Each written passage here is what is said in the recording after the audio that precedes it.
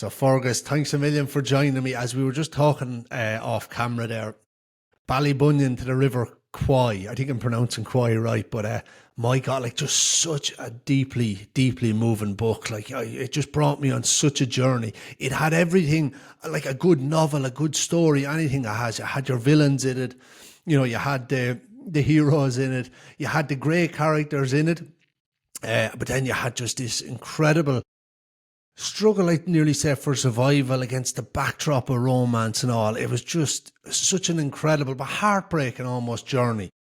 The way you described like some of these conditions in the camp and the diseases that ate way through it was just, oh God, it was like a thriller nearly at times as well. But we're going to get into all that, but I want to bring you back to 1981. I think it was. You get that phone call and it set you off on this, I'd say, incredible journey, to get where you are now with having wrote this book. So let's start there. Thanks, Gary. That's thanks for all your kind comments about the book. Yeah, back in 1981, I knew nothing about my family history, and I got a phone call from a wonderful lady named Olive Dawson, maiden name Kennedy, and she told me she was my second cousin. And I was ashamed to admit that really I didn't know anything about my family history. And very quickly, she introduced me to her aunt, who was very knowledgeable about all the Kennedys. And very quickly, I became hooked, some might say obsessed with family history. And that's been something that stayed with me ever since. So that's 44 years ago now. At that time, I've accumulated lots and lots of information about different parts of my family tree. But as I've done so, I've become more and more interested in not so much the numbers of people and their dates of birth and death, but more so the stories involved with each one of them. And the story that stands out for me and the reason for this book is my own father's story, which I think is a remarkable story and very unique. 100%. And from what I recall in your book, I think the family tree, I think it's at 70,000. You've kind of encompassed across the board, and you had a beautiful line in the book. I think it was in chapter 1 or 2, where you actually say, every one of them has a story. And a part of the genesis of this podcast was, I truly believe everyone has a story to tell, whether, it's someone that's maybe makes a living in boxing or fighting, to a musician, or I think probably really what epitomizes it is your dad's story. And you being able to collect nearly a lifetime of service, collecting all this documents and being able to write that book in just such a beautiful manner.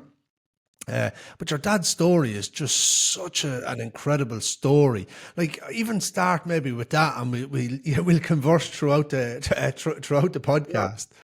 Well, I mean, the thing about it was that he never spoke about it, really.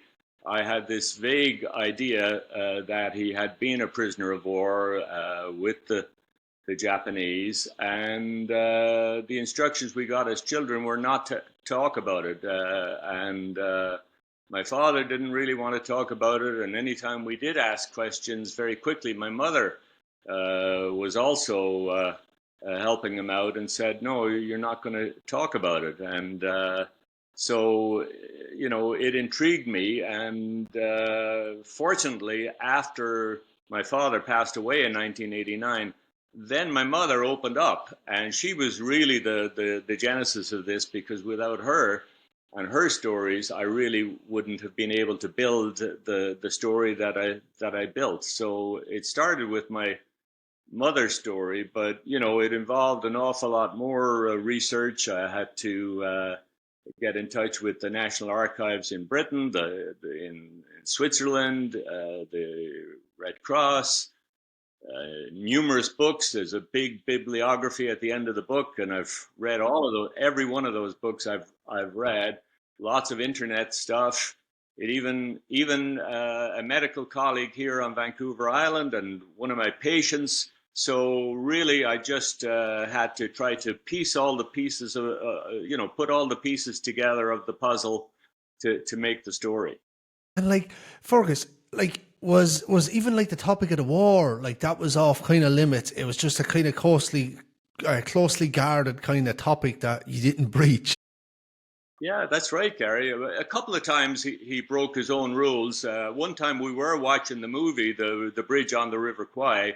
It was kind of back in the day, RTE used to have a blockbuster movie on it at Christmas time, and that year, probably in the early '60s, the Bridge on the River Kwai was the movie that came on, and my father turned to me after that, and I was still a young boy at that time, and he said it wasn't really like that in reality, and my jaw kind of dropped, and I waited for more, and that was it. And then the other hint that he gave me was again watching a German escape, a prisoner of war of the Germans. One of those movies, The Great Escape or Cold. It's one of those series. And again, he turned to me and he said, there was no barbed wire where I was, because we could, they could walk off into the jungle at any time if they wanted to, but how were they going to survive, number one? And number two, if they did, they'd stand out like a sore thumb, and the local people would turn them into the Japanese for a reward, and they would get a reward, and the prisoner would be beheaded. They would behead any prisoners who attempted to escape. So. So those were the only two insights that he ever gave me, really, into what happened. But my mother gave me a lot more. Yeah, and thankfully, because it's littered throughout the book. But like, I think from my own perspective, when I think of the World War II, when I think of like prisoners of war, like I'm always thinking of like Auschwitz, Birkenau, or I'm thinking of like the German force. I so rarely I've such a dearth of knowledge on the Japanese. And like that they were so evolved. I didn't even realize until I read your book that like Thailand even, and some of the guards were Korean and stuff like that. The eastern side of the far east side of the war was so my purview. That was like an education on this as well. But Fergus, to go back, so your dad, he graduated UCD. He'd met your mother on a kind of whimsical trip. It was down somewhere in the west, but they were both attending UCD. Yeah, Ballybunion, that's it. The title should have given me it away. But so he had his accountancy, but Ireland wasn't great for employment. He set sights further afield. And this is how the story plays out. So that, we're talking about 1940 and the spring of 1940. And, by this time, my dad knows that he's met the love of his life. He's 26, she's 22, and he's just passed all his accountancy exams. So, you would think that everything in his life was going well, but he had a couple of problems. The first one was that he had no money. He didn't even have the money to buy an engagement ring, so he had to go to his own mother to borrow the money for the engagement ring. But also he had no job, and Ireland at that time was a very poor country and really gone through terrible times in the 1930s. And now it was a neutral country in a war in Europe between, on the one side, Britain and France, and Germany and Italy on the other. But there were no employment prospects for my father in Ireland. A friend of his named Barney Byrne, who was also an accountant, told him that he was going to Hong Kong to work for the British Civil Service, the British Colonial Civil Service. And he said, if you apply, you might get a job. So that's exactly what he did. And my father got accepted to be an accountant in the British Colonial Civil Service in Singapore. So that's really where the adventure began. Yeah, and from in the book, they tried to draft him up, but when the marshal, whoever's drafting him up, found out he was Irish, they were like, they kind of backed off. But then he Well, I went think and voluntary my joined. father reminded him that he was Irish, really, to be honest. So just to bridge the gap, he goes out to Singapore, survived a 7-week boat journey, a ship that could have been sunk by German submarines at the time, but fortunately he didn't, and does well out there. And now it's 1941, and my mother tried to come out. She booked a sailing to come out. She got a passport. I still have that passport. And she booked a passage to come out to join him, but she wasn't allowed by the British government. They said it was too dangerous. So at roughly the same time, in about May 1941, the British decided that things were getting too dangerous with the Japanese. They were becoming more and more belligerent. And they decided that they were going to conscript all the civil servants. And my father was brought up before an officer, and the officer said my father said that he refused to be conscripted because he was Irish, and for his impudence, the officer threw him in jail overnight. Meanwhile, the Irish passport is produced, and the next day the officer tells him, "Okay, you're free to go." And my dad now says, "Now I want to volunteer." So that was the kind of man he was. He recognized the evil that Japan and Germany represented, but he wanted to show that he was the proud citizen of a neutral country, and he was going to fight against that evil on his own terms. He wasn't going to be forced to do it. He wanted to volunteer to do it. So that was one of the good stories that my mother told me. Yeah, and I can just imagine the toll that the sort of decision makes on you, because it must be so, well, maybe it wasn't, I don't know, in today's society, I feel like, a war is starting to creep back in, which is a terrifying thought experiment to think this could happen again. But to willingly go into, and know the likelihood of death was probably so high, and to willingly go into battle just to fight this evil axis that was forming across the globe, it's just so heroic. Yeah, like you said, Gary, I think we've been very fortunate as the last couple of generations to escape that idea that we might be forced to fight in a war. And I've been fortunate enough, you've been fortunate enough not to have to do that. But I think, at the time, I think some people recognized the evil when they saw it. And, the Japanese were already involved in fighting in China and Manchuria, and had moved down to Vietnam by that time. It was only a matter of time before war broke out in the Asia Pacific area. Yeah, my father was prepared to fight. He volunteered. That's it. He became a gunner then. But it was the That's swiftness of the attack on the Japanese. It sounded because I looked up actually after the book, because I was so unknowledgeable about the Japanese, but they were really proficient. They were so superior. They were able to swarm in and gobble up huge swaths of land so quick. Yeah, they were experienced soldiers. They had already been fighting, as I mentioned, in China and in Manchuria, and they were battle hardened. And the British Allied forces, British and Australian mainly, that were out to defend Malaya, as it was then called, and Singapore against them, they totally underestimated the opposition. There was something that was that I saw prior to the war breaking out, where the British were trying to tell their soldiers that one of them was worth 10 Japanese soldiers. Well, it was the opposite, and they invaded Malaya at the same time as they did their attack on Pearl Harbor. The same day, they landed in northeast Malaya, and then quickly moved down the Malay Peninsula.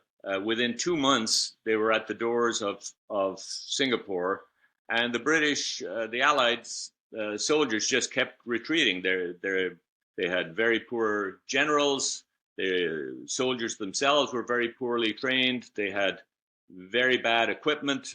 All the good equipment was in Europe. So they had really second-rate leadership, second-rate equipment, and against very inferior numbers of Japanese soldiers, they kept retreating. And finally, the Japanese were able to get across the causeway between the Malay Peninsula and Singapore, the island of Singapore itself. And then that was quickly the end, because now the British leadership recognized that they had no water, they had no fuel, their cause was hopeless. So on 15th of February 1942, they surrendered, and it has been recognized as being the most ignominious surrender of the whole of the Second World War for the British forces. They thought Singapore was an impregnable fortress. They couldn't imagine that Singapore would have to surrender, but there it was. And my father was one of those people affected by that surrender. You can imagine the terror of this, because by all I've read, the Japanese were quite brutal, compared to back then. It was like they went into I didn't include it in the book, but they went into a hospital in Singapore and killed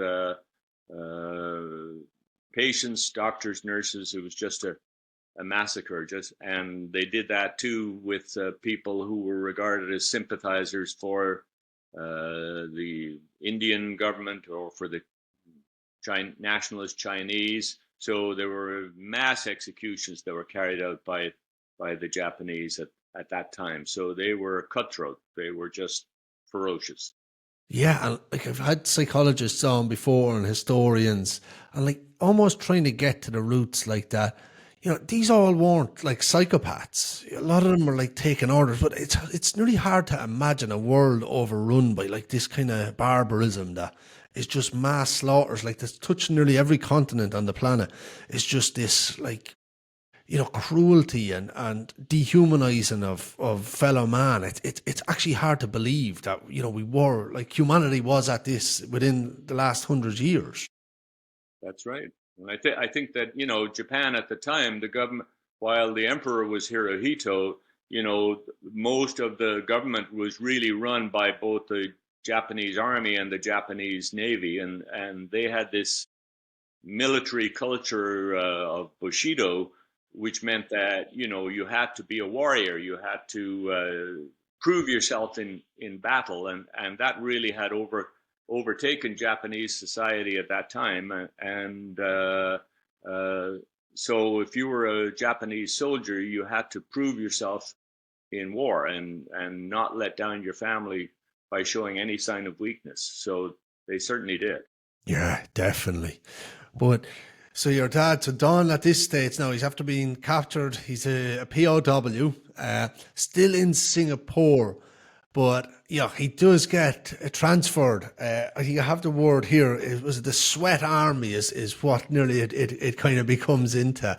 So go back through that story then. So he's captured. Yeah, so basically he's captured, and for a good while, the Japanese really didn't know what to do with all these soldiers, with all these prisoners. They had about 100,000 prisoners. For a while, they were just milling around in Changi, which is in the northeast corner of Singapore, where the international airport is now, actually, if any of your viewers have been to Singapore.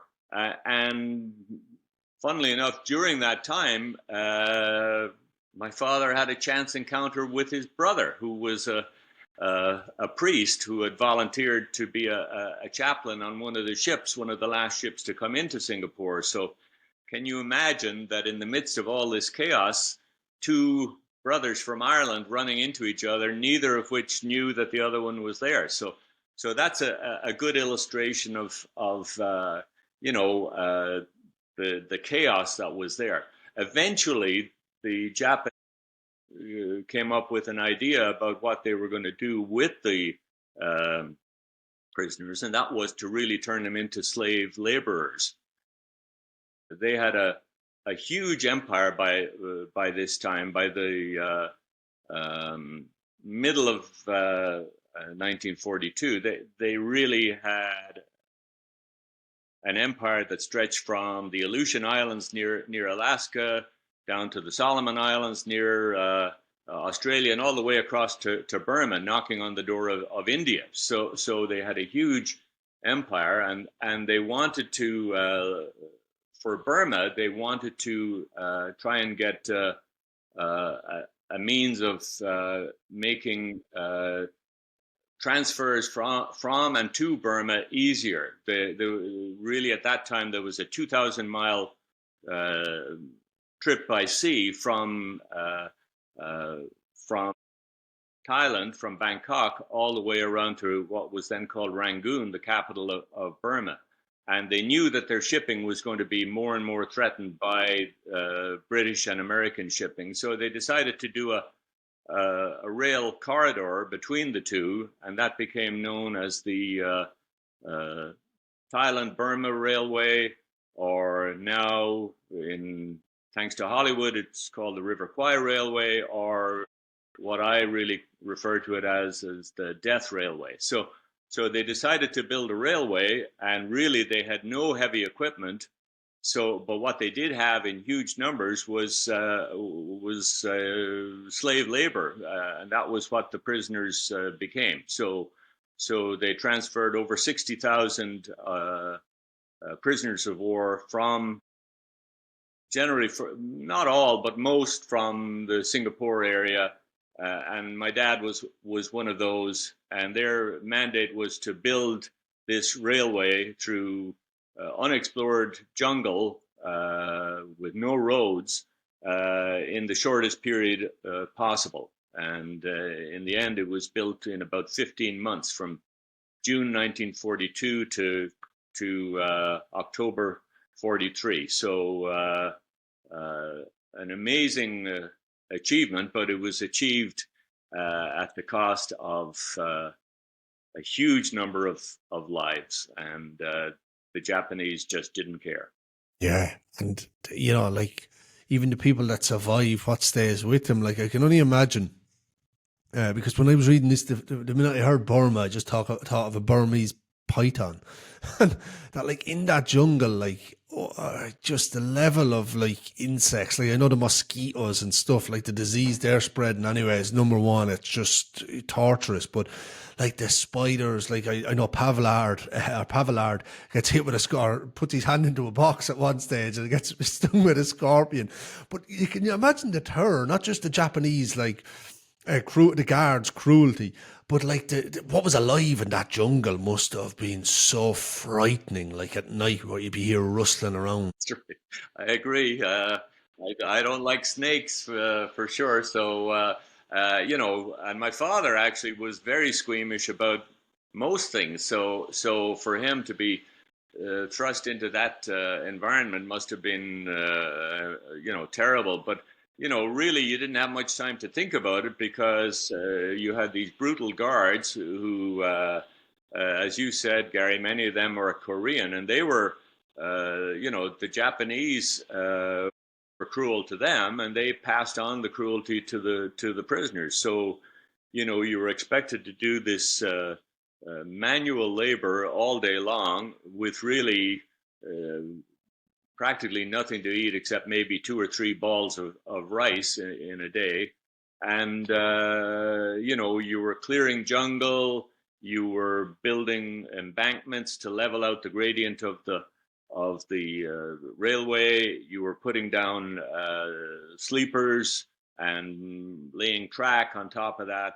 And that was all done without any heavy equipment whatsoever. This was all the sweat army, as we said, the labor of the prisoners of war, and actually, the only help they had was from a few elephants. That at times they had elephants and their keepers called mahouts, who did help to lift some of the heavy wood and so forth. But essentially, it was just slave labor, and of course the prisoners began to drop like flies. They died in huge numbers, and so did not only the Allied prisoners of war who had at least some semblance of a command structure and medical officers to help them, but there were also what were called the Ramusha, which was the uh, native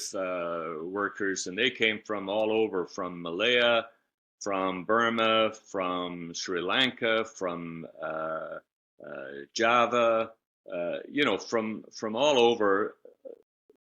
These countries were supposed to be allies of the Japanese, and the Japanese enticed those workers to go there, telling them that there would be good pay and good work conditions. And some of the workers brought their wives and children, and of course they had no medical officers to help them, and they died in even larger numbers. Again, it was just brutal slave labor throughout, and the only goal was to complete the railway. That was all that mattered.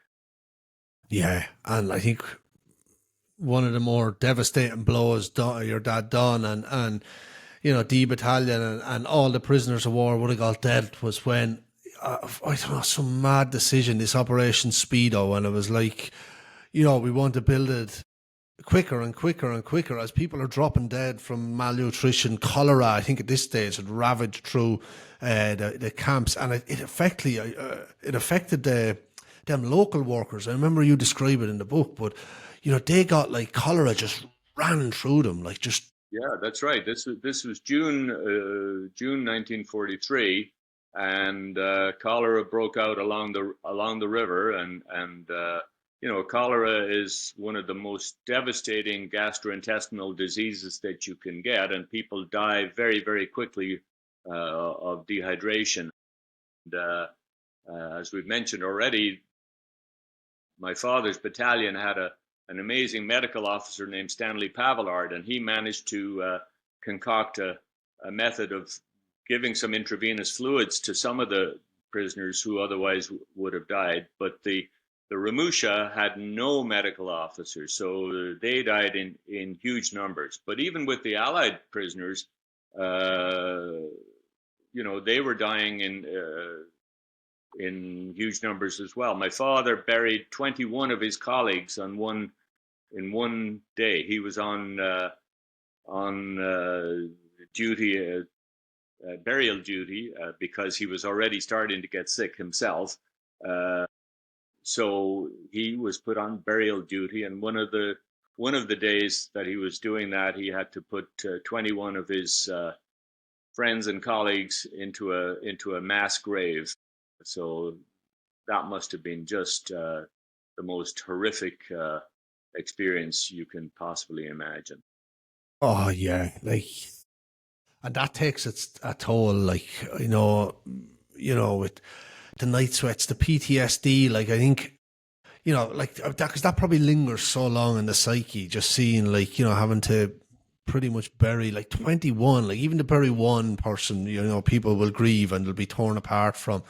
Never mind 21, and I can only imagine the level of like brotherhood and bonding becomes so intense under such extreme conditions like that them colleagues probably would have felt as close as maybe brothers and sisters would have, like kind of a surrogate family almost, that would have even hurt more. I think that's right, and as you said, after the war, my father was. He had these night sweats and nightmares that went on for years, and again, I only found that out from my mother after he had passed away. But as you say, surely that was PTSD, those mental health issues being bottled up inside, and I think surely that that experience when the cholera broke out must have been the root of a lot of those nightmares. I would imagine so. Yeah, definitely. So, like, obviously, you're a medical doctor, so you'll be very familiar with, with a lot of these terms. But I'd never heard of anything like that. Is a berry? Am I? That's the way you pronounce Berry. So berry? berry is a vitamin deficiency, vitamin B1 or thiamine, and very rare in Western societies now because we have, such a rich diet. It became relatively common in Asia back in the late 19th century because the colonial powers, particularly the British, the people there preferred the polished rice to the rice with the husks. And of course, for people who were dependent on rice alone as their diet, which was many of the native people at that time in Asia, the removal of those husks took away a lot of the vitamins. So now you fast forward to a situation that my father, Don, was in, and basically they were getting practically nothing in the way of vegetables or any other source of vitamins that they could have. And they were also eating polished rice. And actually, he was fortunate that it was a long time into his experience as a prisoner of war before he developed the berry, but he did ultimately, and that causes affects many things, but particularly nerves and muscle. So your arms and your legs become very, very weak. There's tingling and pain in your extremities, particularly at night. The prisoners of war, actually, it became so common that as a joke, they called it happy feet at nighttime because the feet were so uncomfortable during the night. Ultimately, of course, it then goes on to affect the most important muscle we have, our heart muscle. And then you get heart failure, where you get swelling of your extremities and shortness of breath and weakness with any kind of exertion. And then ultimately death follows. So my father was diagnosed with beriberi around, in June, July of 1943, and his colleagues in D Battalion moved on to the next camp as the railway progressed, but he wasn't allowed to go on because he was too sick, and he went back to what was loosely called a hospital base camp, but in reality it was not like anything that you or I would know as a hospital. The doctors had absolutely nothing they had no supplies whatsoever to help the sick, and basically they just had to fend for themselves. Yeah. I think I'd read before that, I think it was the actor Matthew McConaughey, I think he lost like a lot of weight for a movie role and it like severely affected his health. So like all these people, like your dad was sustained probably malnutrition and like starvation. I think he weighed 84 pounds, getting back to Ireland or that, which he was probably lower at stages. But like what long-term damage, like would that have affected him their whole life, like that damage? Like if an actor's getting health concerns because of losing weight for a movie, that sustained period of starvation, like what would that have done? Yeah, well, fortunately, once you get the vitamins, you can actually recover quite quickly from beriberi. But of course, they didn't have anything like that. So it can cause, yes, you can get sustained damage if you don't get the vitamins. But if you get the vitamins, you can recover quite quickly. But of course, there were many other diseases as well. Malaria was just widespread. 100% really of the prisoners got malaria. Many of them had to have legs amputated, so they returned home with amputations. Mentally, there was depression, anxiety, PTSD. Alcoholism, of course, was widespread. Marital breakdown happened so much. the wisdom at the time, of course, was to drown your worries and your sorrows with alcohol, and that's what many of the prisoners did. That had uh, long, huge long-term consequences as well. Many were angry and carried that anger with them to their graves. Unbelievable effects. Yeah, Affecting all of them, really. like in lifelong probably effects. I suppose there was like I think what stood out as well. I think there was Hattori. I think was his name. He was one general. He'd been a liar. That was far more lenient. But then there was a guard, a kind of commander in one of the camps, Tiger, who was specifically known for his cruelty. And I can imagine, like when you go into in the Auschwitz and Birkenau, and you Otto Mole, you have some of these like, I mean, pure evil people, or that like their actions are pure evil. In some of the cases you hear, these were like normal people that just turned like monstrous is the only way. But he was like, I think one of the positive stories was that like, because I didn't know the way it was going to go, but that he'd got a trial, war criminal, and was actually executed. But like, what do you think was motivating these people to be so cruel, Fergus? Like, is it, why do you think? Why is it? I think again it comes back to this military culture. So the guy you're talking about, Tiger Hiramatsu, he was the commander at Tonchan South, which was where the camp where the cholera broke out, and even after the cholera had died down, Tiger's his only goal was to get the railway completed. And one of the quotes from him was that he was going to complete the railway even if every man died, if every prisoner died.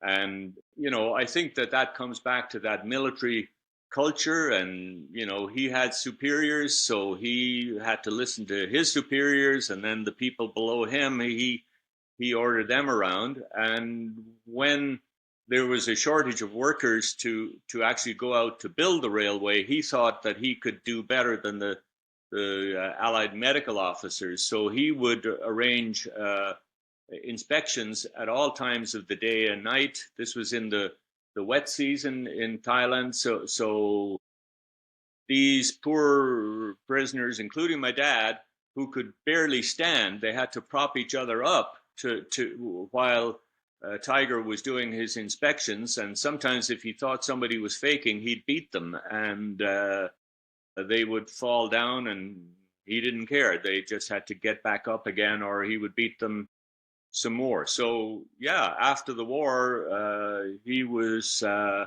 recognized for his cruelty to the prisoners, and forcing many sick men to go out to build the railway against the medical advice.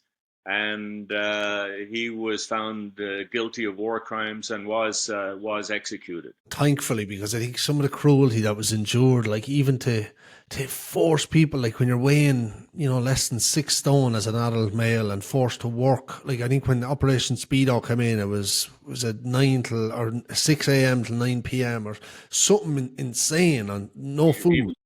Even longer than that. And yeah, they worked 2 12-hour shifts, basically, the men, over a period of about 18 hours. Yeah, it was simply that the Japanese commanders back in Tokyo decided that the railway was even more of a priority. This was in January 1943, and they initially said that it had to be built by May 1943, and then they relented until August 1943. It was ultimately completed in October 1943. But the word Speedo came because the Japanese and Korean guards didn't really know any English, but they knew this one word. So Speedo was what they would say, and that meant that the prisoners had to work even harder and even faster. And the screams that they heard every day were Speedo, Speedo, Speedo, sometimes Worko Speedo. And that was what they had to do. And these were malnourished people with vitamin deficiencies, some of them skeletal, There's a picture in the book of I see. Yeah. some prisoners of war taken at at that hospital camp that my dad was at in Tarsaw, and again, it's frightening just to look at. These were young, healthy men, most of them under 25. My dad was a little bit older than the average there. But, most of these men had started out as young, healthy men in their 20s, and they looked like skeletons. They were gaunt, and, many of them were on the way to death. There was no comeback for them. Yeah, and like it kind of makes you wonder, like, whether it was Hitler or the kind of imperial emperor of Japan, like, like how were they able to, like, especially with the railway there, like, how were they able to continue on knowing that the suffering that these people were going through, and to just push on? Like, I wonder if that emperor had been in that camp and just seen, like, human beings shrunk to that size and see the suffering and the disease, and like, would that have made a I difference? think that again, they were just goal orientated. They just wanted Yes. to complete that railway. And one thing to remember, Gary, is that actually, yes, of course, in the concentration camps, the Germans were terrible, and 6 million Jews died. But to their Allied prisoners of war, they tried to follow what was called the Geneva Convention, and until late in the war, when Germany itself was running out of food, the Germans actually tried to honor the Geneva Convention and give good treatment to their Allied prisoners of war. But the Japanese did not feel any such obligation. They never signed the Geneva Convention. So as a result, they felt that these men were really the lowest of the low, because in the Bushido culture that we mentioned, these men had disgraced their families by surrendering, and because of that, they were worthy only of contempt. So they were treated with contempt and horrible neglect and cruelty, and the death figures speak for themselves. Over 12,500 Allied prisoners of war, and about 85,000 of the native workers, the Ramusha. So 97,000 people died to construct that railway. 250 miles of railway track cost 97,000 lives. So no wonder it's called the Death Railway. Death Railway. And as well, it was in the book, I think you say it was supposed to carry like 3,000 tons a day, but like it was so. I think the thing I liked actually in the book was that the kind of the prisoners of war got a bit of revenge by doing a shoddy job, and that it was kind of just half fit for purpose. There was sleepers coming up, and the load was too much. That's right. So that was I think a great laugh for the prisoners, that it never became as efficient as the Japanese hoped. They hoped that they would be able to supply vast amounts of war materials to their army in Burma, and that Burma, which produces a lot of rice, the rice would come back the other way to feed the rest of their huge empire. But it never really worked out that way. And when they finally decided to invade India in early 1944, the railway, as you said, just couldn't supply their army with what they needed. And I think that gave the prisoners a lot of consolation that they'd played their part in the war effort to sabotage the Japanese war effort. Definitely, and there was another a kind of more light-hearted part in the book. It actually reminded me of. Have you read Viktor E. Frankl's Man's Search for Meaning? I have, a long time ago. Yeah, it's a good while as well, but a part stuck with me when I was reading Ballybunion to the River Kwai. That kind of had nearly a similarity, where they had these like camp concerts, and your dad, or like, they'd have this time where they'd have to say a poem, or they'd sing a favorite song to keep this morale up. And in Frankel's book, like there was a similar thing where the prisoners and the Jews at the time was in the concentration camp, you know, the ones likely to survive, more likely to survive, were the ones that were still able to cling on to that bit of purpose. And I have this image in my head. There was where you say, your dad's favourite song, I think it was Molly Malone, that he would have been, you know, probably proudly singing that in hell. And you know, what we can only imagine is hell, but still to be able to belt out that tune is just so wonderful. I think that's the human spirit. I think that's the human experience. And that's what you're looking for, you know, in a good song, wherever you can find it. That's like that awe you feel. I got goose pimples when I read that. And it's like, because that's the humanity. That's the human spirit in the story. And it was a lovely touch. Thanks, Gary. Yeah, I think so. I think they had to entertain themselves, and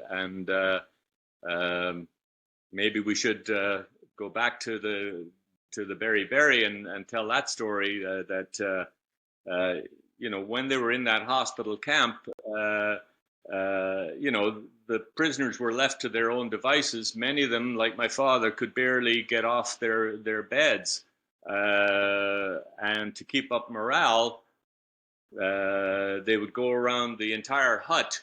There would be 60 to 80 men in a single hut. And for 5-10 minutes, each man had to entertain the others, and he could do it in any way he wanted. He could sing a song, he could recite a poem, he could talk about a hobby, whatever. And one day, my dad, who was gravely ill with beriberi, decided that when it was his turn, he was going to talk about Ballybunion. And Ballybunion, of course, was where he had met my mother. And so he talked about the beauty of Ballybunion for 5-10 minutes and said how important it was in his life, and finished his little talk, and then noticed that at the door into the hut that a well-dressed man was standing there, and he was white. He wasn't Japanese.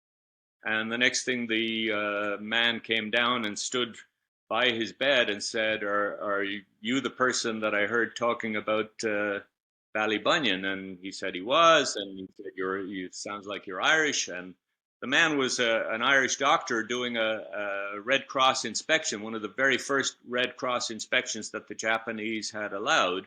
And he'd recognized my father's accent and recognized Ballybunion, which he knew very well. And they chatted together for a couple of minutes. My dad told him about how sick he was with the beriberi and said that the doctors had no vitamins to treat him with, and that things were not looking very good.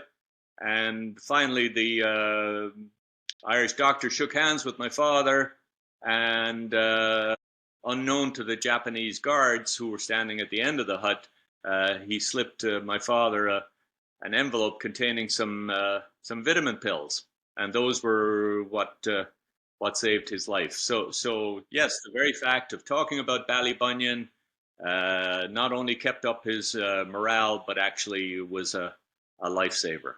Yeah, they're like, you know, that's almost a divine intervention in my eyes. That's God looking down on you for something so. That's serendipitous to happen. The other thing, you know, to getting back to your point about Molly Malone and the Christmas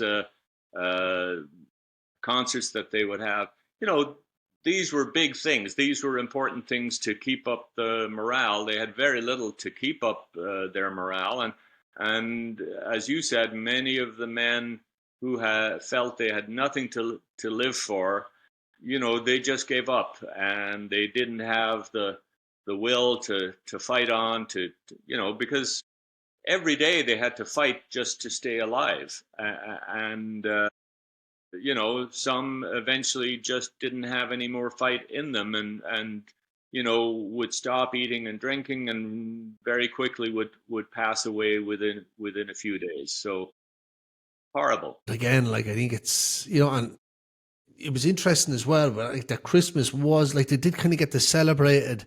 You know, there was people dressing up as Santa, and then I think it was the first year they were in the camps, you know, they actually got some better food. Like I know they were given rations of cigarettes and stuff like that. It's so unusual. Like you're kind of in this hellscape, but then like kind of Christmas comes and there's like a bit of tradition, like preserved, but then it goes back to probably hell the next day. But like it's kind of weird. Like, and you see that in World War II in on the German side. I think did they stop for a football game or a soccer match or something? That's Like right. I think that was in World War One. Yeah, they stopped, played football between the trenches, which was an amazing story. But like you said, in the Japanese context, yeah, here they were being so cruel, but yet, they indulged the prisoners on this one day. So in the book, I do have descriptions of the Christmas of 1942, Christmas 1943, and Christmas 1944, because, other people gave good descriptions of how those days unfold. It was a big day in the lives of the prisoners, and I was fortunate enough to be able to find descriptions of those days for each of the camps that my father was in during each of those Christmases. So, I think just a little bit of relief from the horror. I'd say well needed relief. And they're the kind of things that probably keep people going. But, we get to, I think there's been a lot of journey. The railway gets completed. But again, it doesn't end there, I suppose, the prisoner of war status, because the war is still ongoing until, that fateful day in August 45 when, the USA was the first one, little boy, I think, to drop. But, what was surprising as well, they didn't really have much idea of how the war was going, other than these kind of contraband radios that they were able to get in, which, again, I think everyone knows from COVID, like one of the worst things about COVID, I felt, was the unknown. Was it going to open up? Was not knowing anything. And I can only imagine that times a million for, is the war going to end? What's our fate going to be? But, the radios did give a bit of relief there, when they were able to... There were times when my father was in camps that did have a radio, and then there were many times where he was in camps that didn't have a radio. And as you said, they were totally cut off from information about the war. And the ultimate part of that was in the final camp, that they got a radio in on August 16th, the day after the official surrender, and they had to actually hook it up to the car battery of one of the Japanese leaders, and they heard something about MacArthur coming to Tokyo, and they suspected that the war was over, but there was no actual official announcement. And even on August 17th, my father was sent out again to work the full day, and it was only at the end of that day that the Japanese commanding officer called the Allied commanding officer, Colonel Toozy, into his office to tell him that the war was over and that they could now drink tea together. And Toozy refused and said, no thanks, and went out and announced it to all the prisoners that they were actually now free.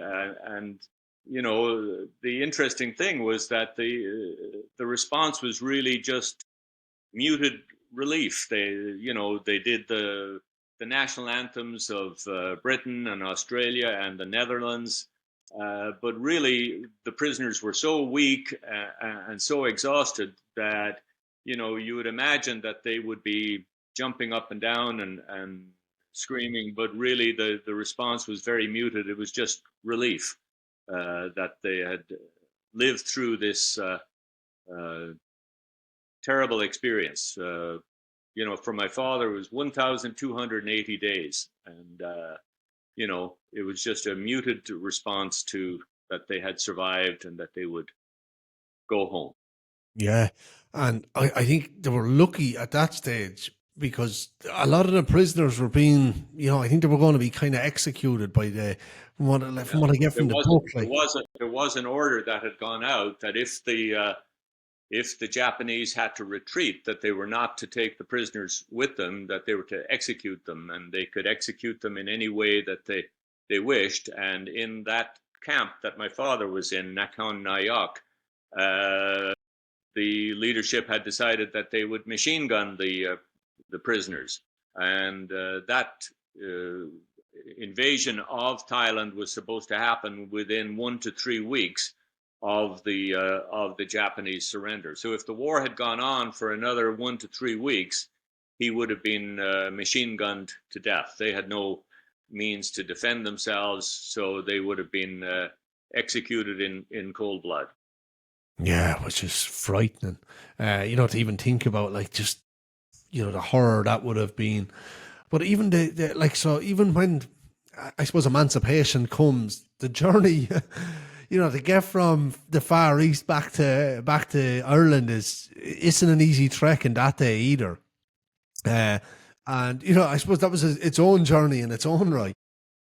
Yeah, first of all, my dad had to go from Nakhon Nayok back to Bangkok, and on the train journey back, they were actually the now free Allied prisoners of war in some of the wagons, and in some of the wagons there were the actual Japanese soldiers who still had their arms with them. And it was decided that obviously they should be protected. And my father was because he was older and more mature and perhaps less likely to be vengeful, he was designated to separate the two camps. And that must have been one of the longest train journeys he ever took, because, again, it would have been very easy for trouble to break out. But fortunately, it didn't. He got to Bangkok.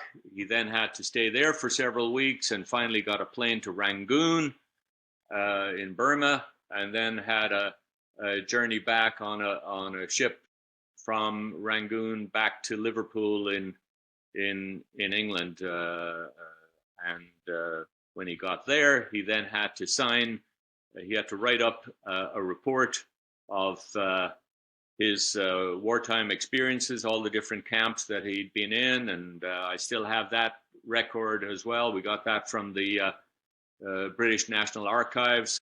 And then he had to go from Liverpool to Holyhead, and then take the ferry back over from Holyhead to Dunleary, where he was met by his fiancée, my mother, and his father. Again, he was very close to his own mother, but she had died the previous December 1944, and he was totally unaware of that. Again, how deflating that must have been for him when he arrived back in Ireland. You can only begin to imagine. Yeah, and I think it's like, because we live in this kind of more digital age and communication. Like, you're on the other side of the world there, and we're talking in real time. But right. Like that was not present back then, and like I can only imagine your poor mother must have been just so wrought with nerves and worry. Like, she'd no correspondence really. Like, she eventually found out where he was. We got a couple of cards, basically just forms that my father filled out, indicating that he was still alive, but she didn't know where he was. She had no idea of the conditions that he had lived under. And at the end of the war, he's a man who's over 6 feet tall, and he weighed 6 stone, 84 pounds. By the time he got to Dunleary, he'd gained back about 2 stone. So now he was 8 stone in weight. He thought that he was looking much better, but she was horrified when she saw him. She could not believe, how skeletal he still looked. He had a British government issued suit that he was wearing, and it just hung off him because. Again, here's a man 6'1", and he's now weighing 8 stone, still hugely malnourished. And, she recognized the changes in him physically and mentally, and wondered if they would ever, be able to get back to where they had been previously. I'd say, and like, you probably carry home parts of the war with you, or part of that experience. It's never going to leave you. Never. That's right, exactly. So, but she nursed him back to health, and Good steak. you That know, story. yeah, yeah, that, that there's a happy ending to this story. So it's good, but you know how that happened is really, again, amazing that that they were able to build a life together and have 7 children, and to contribute to society in a big way. To me, that was an amazing part of the story as well. Definitely. And to go on to be a CEO of a company and, be proficient there in the football and stuff like it, it's an amazing for someone that went through that, uh, you know, s- survival, to be able to still come back and contribute and not, I suppose, get embroiled in addiction and, externalizing behaviors, going out doing reckless things, just trying to forget or trying to mask over or trying to deal with the PTSD to still go on and have a productive normal for the life is a miracle nearly in its own right, because you hear a lot of stories of people coming back from war and to just go into these spirals, drug spirals or alcohol spirals. I think that's right, Gary. I think he had a good woman by his side, and I think that made a huge difference. I think he had a very stoic personality himself, anyway, and he was determined not to to go that route. He wanted to choose happiness over sadness. He wanted to choose love over anger, and he managed to to do that throughout his life. He loved to laugh. He loves sport. He loved his community. He loved his family, and I think because of all of those things, as you said, he was able to contribute to the well-being of the city of Waterford, and contributed greatly to employment in the city, and to a hugely successful era for the football club in Waterford. He was the chairman when they won the League of Ireland six times in 8 years, which was Amazing. they haven't won it since. So Yeah, well, that's a left a good legacy there as well. And Fergus, did you ever from your two, because your two uncles actually ended up, I know he met one. Was it Dick, or I could be Dick, wrong on the Dick name? was the, Dick was the priest, and Dermot Yeah, was a medical officer, and both of them volunteered. Dick ended up in moving to what was Tom, then was it? called Formosa, Taiwan, and on to Japan itself, and finally in Manchuria, and as a prisoner of war. But again, he survived. And Dermot was a medical officer in North Africa, and he met his wife in Algiers, and they married in 1945.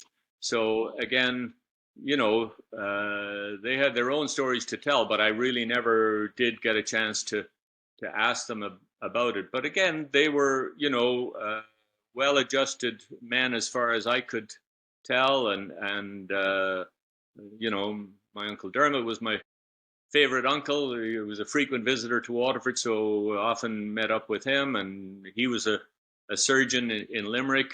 And my Uncle Dick loved China and loved Hong Kong. And even when he had a terminal illness and was told that this was diagnosed in Dublin in the 1980s, and was told that he should stay in Dublin to get medical care, he refused. He said he wanted to die in Hong Kong, and went back out to Hong Kong to continue his teaching until really his very last few days of life, and is buried in Hong Kong. So all three of them were amazing uh, Irish volunteers. They none of them were conscripted, none of them were forced to do what they did, but they did it because of what they saw as being a necessity to fight the evil of the German and Japanese empires. And I think it's a very proud legacy that they've left behind. And Fergus, so on that then, because, in the book, I'd never realised this, but you do mention that, because Ireland was neutral, the war, like, I couldn't believe the war was censored, number one. Number two, that it was called the emergency, not like a world war. And that De Valera had gone to the German consulate to give his condolences around Hitler dying. Like, what must that have felt like for your dad and uncles that had almost given their life? And then to be kind of so, like, the state didn't even acknowledge their service. Yeah, I think that that's something that lingers on to this day. I think that in Ireland, it's difficult for people. All of us who know history know, what the British did to Ireland over 700 years. So obviously, for people like De Valera, I think that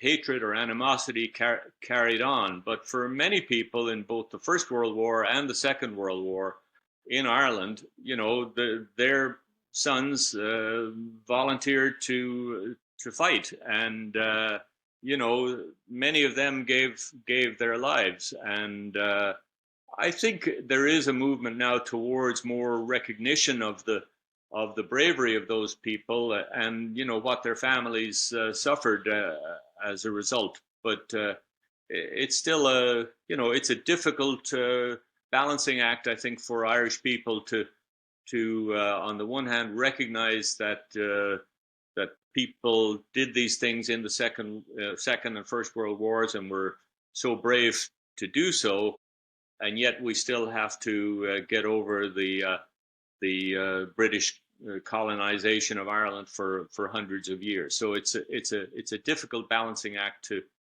to level off and to find a right balance. Yeah, definitely. And I think it's probably more acknowledged now. I think it is, Gary. Yeah. Yeah.